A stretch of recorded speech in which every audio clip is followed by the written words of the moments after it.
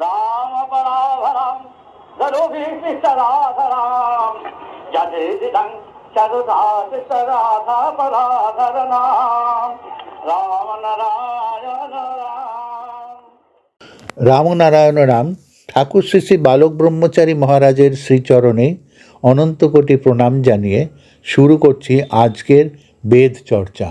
বিষয় নদীর উপর দিয়ে হাঁটা কি করে সম্ভব।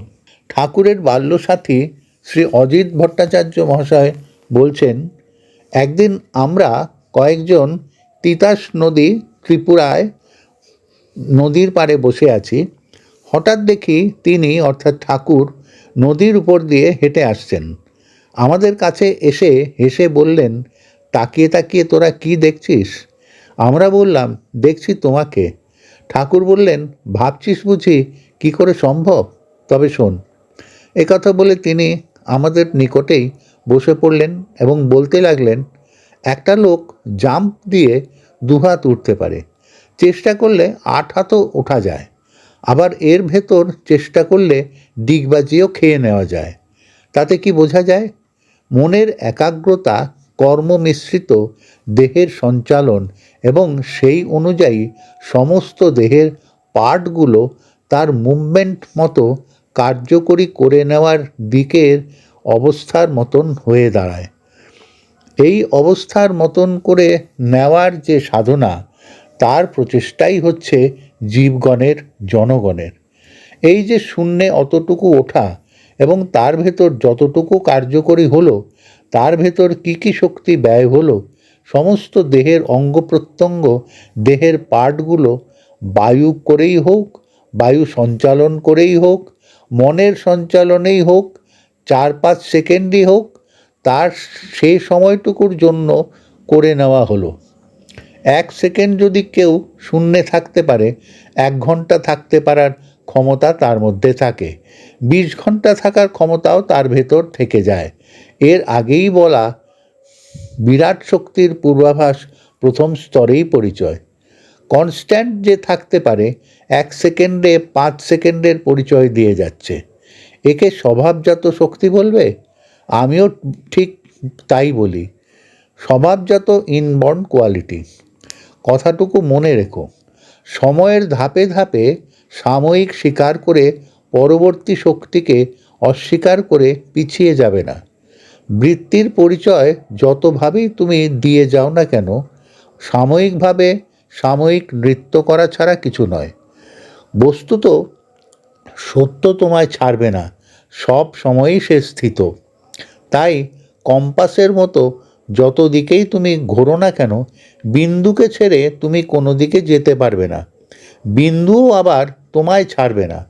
তাই সীমাও অসীম ছাড়া নয়, অসীমই আবার সীমাতে রয়েছে। সুতরাং সীমা অসীম দুই এক। পৃথিবী ঘুরতে যেই সময় লাগবে, তোমার বিন্দুটিও ঘুরতে সেই সময় লাগবে, একই সূত্রে গাঁথা আছে বলে। তাই বিরাট শক্তি সীমার মাঝে খেলেও অসীমেরই পরিচয় দিচ্ছে, আবার অসীমেই লীন হয়ে যাচ্ছে। এই যে আভাসেরই পূর্বাভাস। 1 সেকেন্ডের ধাপে তুমি মাটিতে পড়লে, 5 সেকেন্ড থেকে যদি মাটিতে পড়তে পারো, 10 সেকেন্ড থেকে যদি তুমি মাটিতে পড়তে পারো, তাতে তোমায় কি বুঝিয়ে দিচ্ছে? পড়ে যাওয়ার অবস্থাটা যে গতিতে টেনে আনছে, যে আকর্ষণে টেনে আনছে, সেই আকর্ষণের শক্তিকে সারপাস করে নেওয়া যায়, 1 সেকেন্ডে সারপাস করে নেওয়া যায়। কিন্তু তুমি বহুভাবে মনকে ব্যস্ত রেখেছো বলে পার্সেন্টেজ অফ মাইন্ড যে অনুযায়ী কনসেন্ট্রেশনে থাকবে, সেই অনুযায়ী সেই কোয়ালিটিগুলো বের হবে কি সেকেন্ডে, কি মিনিটে, কি ঘন্টায়। তুমি পার্সেন্টেজ অফ মাইন্ড বেশি ব্যয় করো, সেকেন্ডে তখন ঘন্টা হবে, ঘন্টা দিন হবে, দিন সপ্তাহ হবে, সপ্তাহ মাস হবে, পার্সেন্টেজ ক্রমশই বাড়ছে। তোমরাই তো বলো, যদি মেজরিটি ভোট যাকে দেওয়া যায় সে রাজা হতে পারে, কিন্তু রাজা হওয়ার শক্তি সবার মধ্যেই বিদ্যমান। জনসাধারণ মেজরিটি, ইচ্ছে করলে যাকে তাকে রাজা বানাতে পারে। মনের গতিবিধি জনসাধারণের মতো বহু অবস্থায় এমনিভাবে ব্যাপ্তমান রয়েছে। জনসাধারণের প্রত্যেকটি যেন ভিখারির মতো হাত পেতে রয়েছে।